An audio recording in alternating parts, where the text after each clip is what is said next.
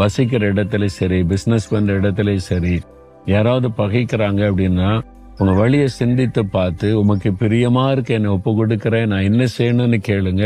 ஆண்டு சொல்றபடி செய்யுங்க. தன்னால ஒப்புரவாக்கி உங்களுக்கு நல்ல ஃப்ரெண்ட் ஆயிருவாங்க. ஆமா, ஆரம்பத்துல நான் ஊழியம் செய்யற போது என்னை அடிக்கணும், இவன் கிறிஸ்தவ மதத்தை பரப்புறான்னு வந்தவங்க இன்னைக்கு ரொம்ப ஃப்ரெண்டு. எந்த ஃபங்க்ஷனாலும் முன்னால வந்துருவாங்க, வந்து சந்தோஷமா பேசிட்டு போவாங்க. இவங்க மனசெல்லாம் ஆண்டவர் மாத்திட்டாரு. அப்ப நம்முடைய வழிகளை சரிப்படுத்தினா ஆண்டவர் சூழ்நிலைகளை சரிப்படுத்துவார். அப்போ ஒப்பு கொடுக்கறீங்களா? உங்களுக்குள்ள பகை, உங்களுக்குள்ள கோபம், எரிச்சல் அதெல்லாம் இருக்கக்கூடாது. சத்துருக்களை நேசிக்கிற அன்பு இருக்கணும். மன்னிக்கிற அன்பு இருந்தா காரியத்தை கர்த்தர் தலைகளா மாத்திடுவார். அப்படி ஒப்பு கொடுக்கலாமா?